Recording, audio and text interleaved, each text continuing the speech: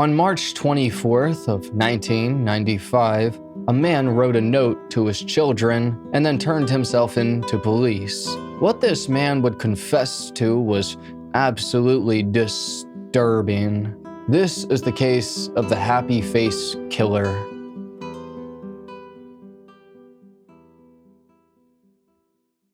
Hello, friend, and welcome to High Time Crime. My name's Joel, and on here I specialize in true crime and also being a divine being. But anyway, today you're going to learn about the happy face killer and the monster that he was.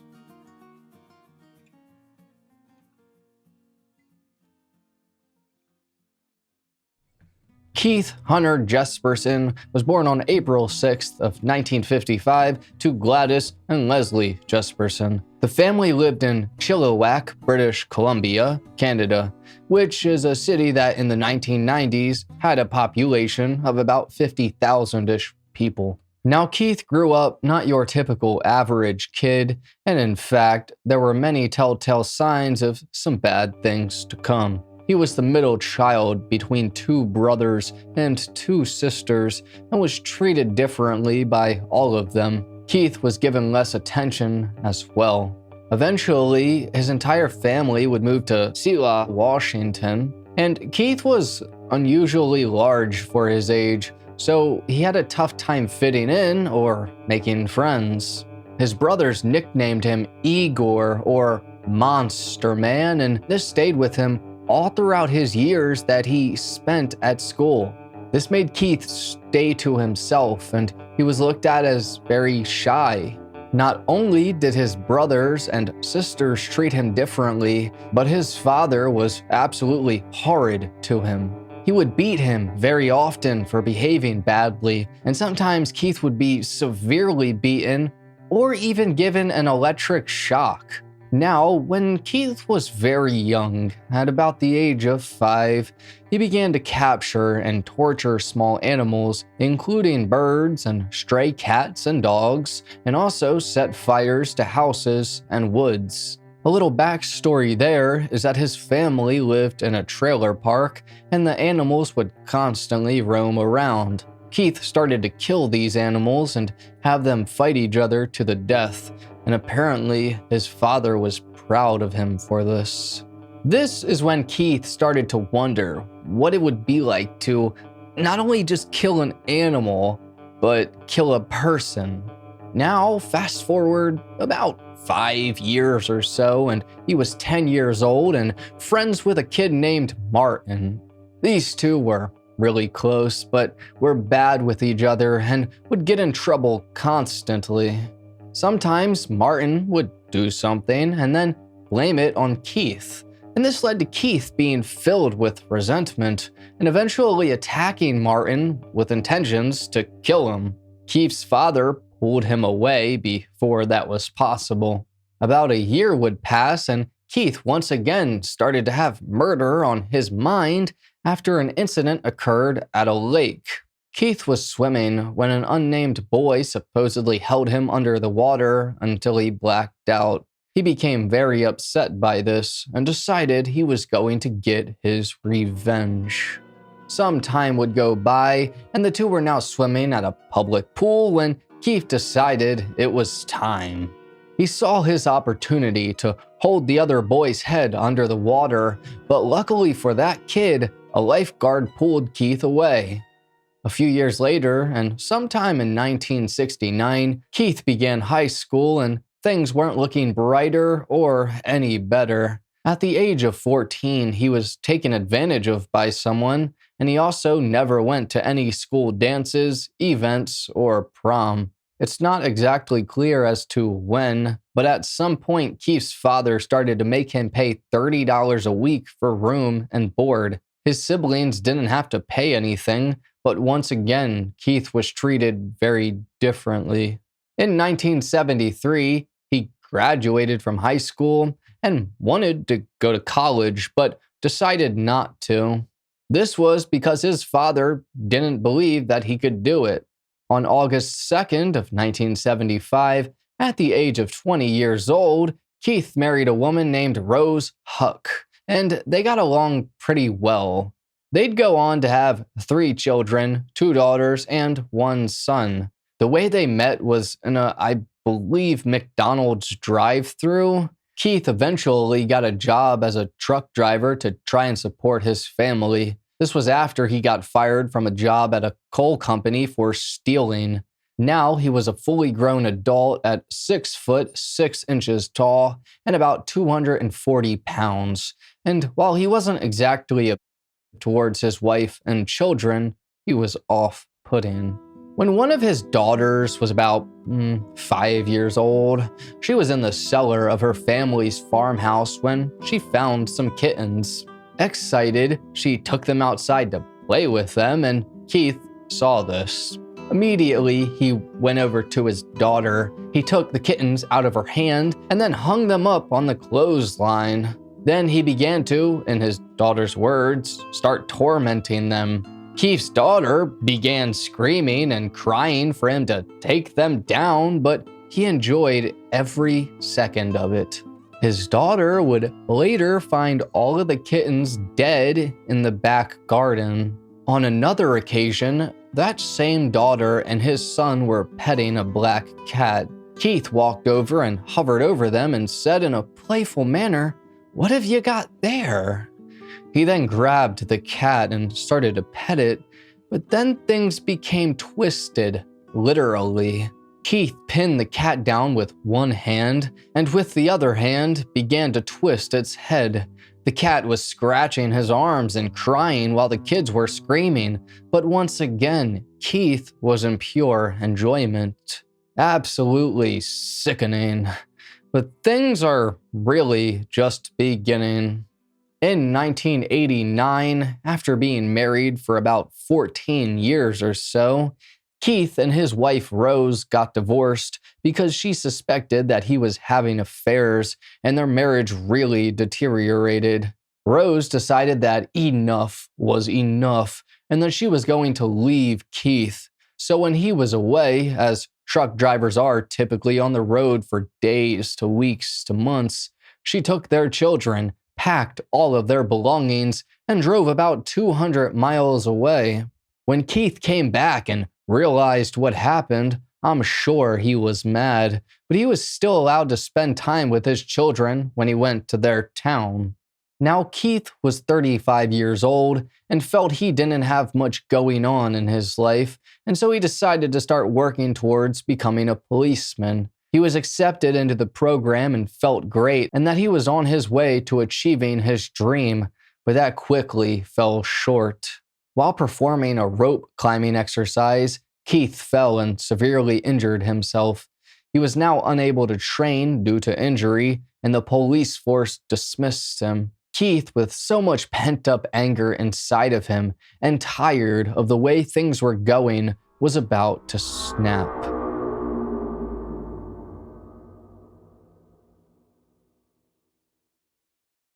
On Tuesday night of January 3rd of 1990, a 23-year-old woman named Tanya Bennett decided to go out for a few drinks and meet up with some friends. This night was cold and wet, as it typically was that time around in Portland, Oregon. Tanya grabbed her purse and umbrella and got into her car and went to the B&I Tavern, which was one of her favorite places. Now, a little background about Tanya is that she was intellectually disabled, but doing the best she could. She was a very nice girl who loved hugging people and was the only one of her siblings that graduated from high school. Tanya read a lot and didn't really watch much TV. She would rather listen to her favorite artist, Madonna. She did this all day, every day. She apparently also had a lot of trouble due to her lack of impulse control, and that kinda comes into play here. Now, back at the B&I Tavern, Tanya was here and drinking and eventually got pretty intoxicated. She spent most of her time by the pool tables watching people play. Little did she know that there was a man there that was watching her pretty much all night, plotting. His name was Keith Jesperson. When Keith noticed that Tanya was under the influence, he walked over to the pool tables and started talking to her. He offered to buy her a drink, and immediately the two hit it off. At some point, Keith decided to leave the tavern without telling Tanya where he was going and returned not too long later. He met Tanya outside and asked her if she wanted to go get some dinner. She was excited to, and Keith pulled out his wallet to check how much money he had and realized that he was broke and couldn't afford dinner. Keith then told Tanya that he had more money back at his home and invited her to go to his place. Tanya agreed, and eventually they'd arrive to Keith's home and go inside. The entire dinner thing was made up and an excuse for Keith to get Tanya alone. Sometime shortly after they went inside, Keith started to kiss Tanya on her neck, and Tanya appeared to like this, so things went a little further. Keith thought that things were clicking, and he got ready to unbutton her pants when Tanya said, "Well, just hurry up and get it over with, that she's hungry." Something happened to Keith in this moment to where he turned incredibly angry. Keith started hitting Tanya and didn't stop. Soon he began to choke her and grabbed a rope to finish the job. Tanya was screaming out, "Mommy, make him stop, make him stop." And this made Keith freeze because it upset him and that he hated hearing kids cry, so he finished her off. After he killed her, Keith didn't panic at all. In fact, he was very calm. He went back to the B&I tavern afterwards and sat around drinking, trying to talk to anyone just to make sure he had an alibi. After drinking a few beers, he went back to his home and put Tanya into the front seat of one of his friend's cars. Eventually, Keith drove to a secluded area and dumped Tanya's body into an embankment. Next, he drove away and threw her Walkman cassette player out the window and eventually drove to a truck stop to drink coffee for the rest of the night. This was once again to establish an alibi. A bit later, Keith then drove to a highway and threw Tanya's purse into the river. Days would go by and Tanya's body would be found by a jogger, and eventually she was identified by her family. This wasn't Keith's final murder, and in fact, he was just getting started.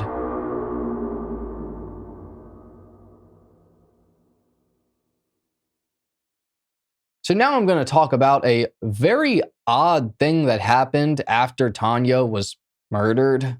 A woman who was considered to be an armchair investigator named Laverne Pavlinac was very into mystery and true crime books. She had been reading a ton of newspapers surrounding Tanya's murder, and she was very interested.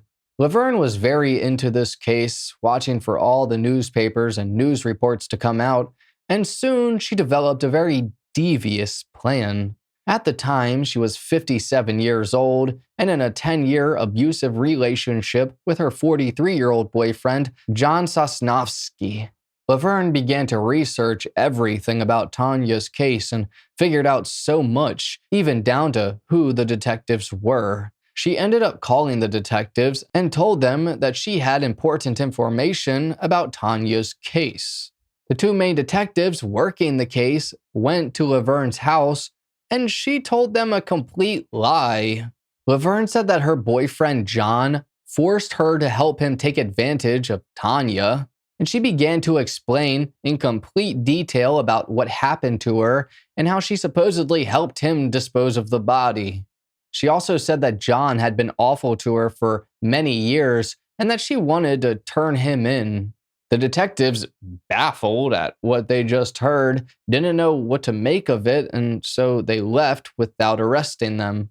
Eventually, the police caught up with John and asked him about what happened, and he denied everything, claiming he had no idea what Laverne was talking about. This all led to John getting life in prison and a minimum of 10 years for Laverne, and then both getting sentenced in February of 1991. Laverne at this point started to say that she made it all up to end her relationship, but now no one believed her. I just gotta say that in all of the cases I have done, I have never seen anything as dumb as that. What on earth? How can you possibly do something like that? It blows my mind. But anyway, Keith Jesperson was still on the loose, and only about 2.5 months after he murdered Tanya, he was out and about again. This time, he was at a grocery store parking lot in Mount Shasta, California. An intoxicated woman who was carrying a 6-month-old baby approached him, and they somehow ended up in Keith's car. This woman's name was Jean, and Keith started to make everything so he drove to a remote location. Jean started to give Keith some while her baby was in the back seat, but she abruptly stopped and then asked Keith to be taken home. Keith got very angry and forced her to finish, and this made Jean mad. Keith started to try and break her neck but failed, and he didn't want to kill her baby, so he drove them back to the parking lot. Not long after, Keith got arrested at gunpoint because Jean called the police. Somehow, Keith managed to convince the police that Jean's neck getting twisted was just an accident from being cramped in the car, and they believed him more than her. Regardless, a charge was still filed against him and Keith failed to appear in court. This resulted in a felony warrant that was issued, and it wasn't long before he was arrested in Iowa. The charge was apparently too weak, and so it was reduced to a misdemeanor, and then Keith was exonerated of all charges. How ridiculous. The next year, in 1992, Keith started killing again and didn't stop for about 3 years. Some of these women were prostitutes, some weren't, and one was even someone he knew. In January of 1995, a young woman by the name of Angela Subro, who was in Spokane, Washington, came across Keith. She asked him if he'd take her from Spokane to Indiana, and he agreed. After about a week passed, Angela started to become impatient and constantly urged Keith to hurry up because she wanted to see her boyfriend. Keith was tired of her complaining, and so he decided to strangle her and take advantage of her. In order to grind off her face and prints so she wouldn't be recognized, he strapped her to the undercarriage of his truck and dragged her for miles. Keith also began to send letters to the newspapers, taunting them about his murders. Here's one that he sent. Happy face, all 5 of 5. I would like to tell my story. I am a good person at times. I always wanted to be liked. I have been married and divorced with children. I didn't really want to be married, but it happened. I have read your paper and enjoyed it a lot. I have always wanted to be noticed like Paul Harvey, front page, etc. So I started something. I don't know how to stop. On or around January 20th of 1990, I picked up Tanya Bennett and took her home. I raped her and beat her real bad. Her face was all broke up. Then I ended her life by pushing my fist into her throat. This turned me on. I got a high, then panic set in where to put the body. I drove out to the Sandy River and threw her purse and Walkman away, and I drove the scenic road past the falls. I went back home and dragged her out of the car. I want to know that it was my crime. Before we get into Keith's final murder, I just want to talk about how he was acting from 1990 to 1995 during his active killing spree. In autumn of 1994, Keith asked all 3 of his children if they wanted to go to breakfast with him. They agreed and all got into his truck, which had a sleeper cab attached to it. Both of the girls sat on top of the mattress of the sleeper cab, and their brother sat in the passenger seat. Keith's son ended up opening the glove compartment and found a pack of cigarettes, and all of the children became shocked. Keith didn't smoke and had instilled in his children not to smoke and that it was bad. His excuse was that it was for his friends, for the women that he picks up. Eventually, Keith drove past his daughter's high school, and a big roll of duct tape rolled out of the sleeping compartment, and his daughter thought that it was strange, but she just brushed it off. Now Keith, when his children were teenagers, talked to them like they were grown adults. His children didn't really enjoy being around him too much. He made them anxious, and they just had a feeling that something was building beneath the surface, and it certainly was. Keith would talk very explicitly about his relationships to his children, and he would stare at women in public and make lewd remarks to them, harassing them. The morning he took them to breakfast, they all went to Denny's and Keith was flirting with the waitress. But during this breakfast, Keith said something to his daughter that she'd never forget. He said, "Not everything is what it appears to be, Missy." And so his daughter said, "What do you mean, Dad?" Keith started to struggle a bit with trying to get his words out, and then he said, "You know, I have something to tell you, and it's really important." A brief pause happened, and so his daughter asked him what it was, and Keith replied by saying, "I can't tell you, sweetie. If I tell you, you will tell the police. I'm not what you think I am." His daughter felt her stomach drop, and she had to run to the bathroom right away. After gathering herself, she went back out to the table, and to her relief, Keith didn't want to talk about it anymore. Sometime also in 1994, Keith began dating a woman named Julie Ann Winningham. Their relationship is a bit unclear, but in the first week of March 1995, Keith and Julie took a trip to Salt Lake City, Utah to visit Julie's mother. While in town, Julie went to a friend's house and made a comment that Keith wanted to have but that she didn't and that they weren't going to. On March 8th or 9th, apparently Julie ran off after an argument, but in reality, Keith strangled her to death on the 10th while he was taking advantage of her. A day later, on March 11th, her body was found along a Washington state road, and it appeared that she was strangled. About 11 days would go by, and on March 22nd, the police first contacted Keith and asked him about Julie and what happened. They decided not to arrest him and figure out what was going on. Keith knew that this was his final straw, and he had to give himself up. He was caught.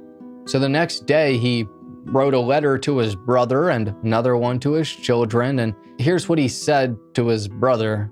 "I am sorry that I turned out this way. I have been a killer for 5 years and have killed 8 people, assaulted more. It seems like my luck has run out. I will never be able to enjoy life on the outside again. I got into a bad situation and got caught up with emotion. I killed a woman in my truck during an argument. With all the evidence against me, it looks like I truly am a black sheep. The court will appoint me a lawyer, and there will be a trial. I am sure they will kill me for this. Dad has always worried about me because of what I have gone through in the divorce, finances, etc. I have been taking it out on different people. As I saw it, I was hoping they would catch me. I took 48 sleeping pills last night, and I woke up well rested. The night before, I took 2 bottles of pills to no avail. They will arrest me today." After he wrote this letter and another, he called the detectives and told them he wants to come clean and reiterated some things that he said to his brother as well. The next day, Keith called the detectives again and said that he wants to turn himself in and that he was at a truck stop. Eventually, the police arrived and arrested Keith Jesperson and found out some very heinous things. Not only did Keith murder his ex-girlfriend, Julie, but he came clean about murdering 7 other women and said that he murdered up to 166 women. This was most likely a lie, though. On Thursday, November 2nd of 1995, Keith was sentenced to life in prison after entering a plea agreement for killing Tanya Bennett. He was also sentenced to a few more life sentences as well. Now, if you remember in this story, a woman named Laverne Pavlinak and her husband, John Sosnovsky, were in prison for Tanya's murder, but they had nothing to do with it, and Laverne literally just framed John to try and get away from him. That's still absolutely so ridiculous to me. But they both were let out of prison, and I have no idea what happened to them besides that they both have since passed away. Keith Jesperson was a twisted individual, one that was ruthless and from an early age started to show symptoms that he was going to snap. He was cruel to animals, and that turned into women, unfortunately. Keith wrote to a newspaper in 1996 about how animals and children should set off an alarm. Animals should set off alarm, killer says. It's in the crime journals of all major law enforcement agencies. Behavior toward animals is one of the symptoms on the road to being a murderer. It was in my early adulthood that my aggression towards animals increased. My father witnessed me throwing a cat against the pavement and then strangling it to death. We owned the rental in which the cat was found. Instead of telling me it was wrong, he was kind of proud of the way I took care of it. He even bragged about the way I took care of the stray cats and dogs in our mobile home park. All this did was spawn in me the urge to kill again. I began to think what it would be like to kill a human being. That thought stayed with me for years, until one night it happened.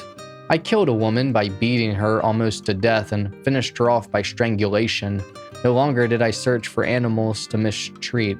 I now looked for people to kill, and I did. I killed over and over until I was caught. Now I'm paying for it with the rest of my life behind bars. We should stop the cruelty to anything before it develops into a bigger problem, like me. Violence and aggression may cause bigger problems than just the senseless beating of a cat. Keith Jesperson, Oregon State Penitentiary, Salem. That I can agree with, but to put all the blame on his father isn't exactly right. Keith's father was terrible, and so was he, but it was Keith who murdered innocent women. Keith started a website, which was taken down a very long time ago, about how to become a serial killer, and he said some twisted things about these women and the murders. Keith said he began to feel immortal and that he was playing a game where he was the boss and invincible. He's quoted saying it was their fate to die by my hands like a car accident or illness, referring to the women he murdered. Keith was an awful person who will never get out of jail, but what he did left a mark on so many people. He changed the lives of other people's lives, but also his family's for the absolute worst. His daughter, Melissa, actually has a TikTok where she talks about him and what it's like. Recently, she got married and Keith sent her a letter. I'll just let her explain it a little better. My serial killer father from prison sends me letters like this. So I got married this summer in July, and I got a letter like this from my dad with a picture of my picture from my wedding. So he's somehow able to see my Instagram from prison. In the letter, he says, I'm fat and my husband is fat and we don't run. He then tells me maybe this marriage will work and ends with, why wasn't I invited? Remember most of all, daughter, I never stopped loving you. What an absolute piece of work. In 1990, Keith murdered Tanya Bennett, who was 23 years old and a cheerful and lovely person who enjoyed new conversations with strangers. In 1992, Keith murdered 3 women. Their names were Claudia, who is still unidentified sadly. She was between 21 to 26 years old. Another woman named Cynthia Lynn Rose, who was 32 years old, and I honestly couldn't find much information on her. Lorianne Pentland was the last woman murdered in 1992, sometime in November, and she was 23 years old. Once again, information about her is very scarce. Keith's 5th victim's name was Patricia Skipple, and her identity wasn't discovered until April of 2002. They originally labeled her as Blue Pacheco because no one knew who she was until genetic genealogy testing was done. Patricia was known to friends and family as Patsy and was a mother of 2 and a wife.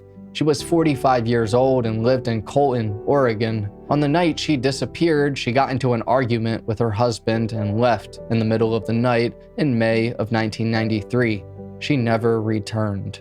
In September of 1994, Suzanne Kellenberg was 34 years old and hitchhiking when she unfortunately came across Keith.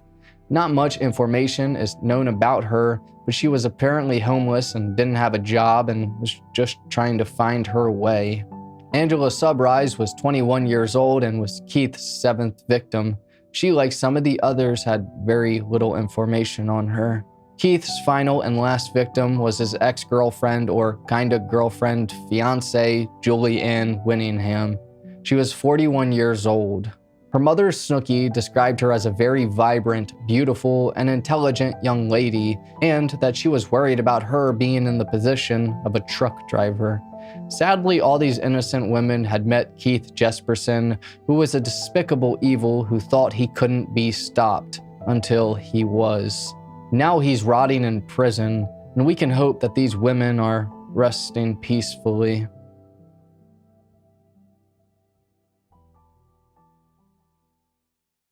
But anyways, thank you for watching this episode of High Time Crime. If true crime is your thing, then please subscribe and hit the like button because that's all we do. I just want to say I have an all-exclusive Patreon where I post members-only content. 2 tiers, the second and the third one, allow for you to have your name at the end of each High Time Crime video. Thank you all so much for the love and support. Have a great rest of your day. Take care, friend.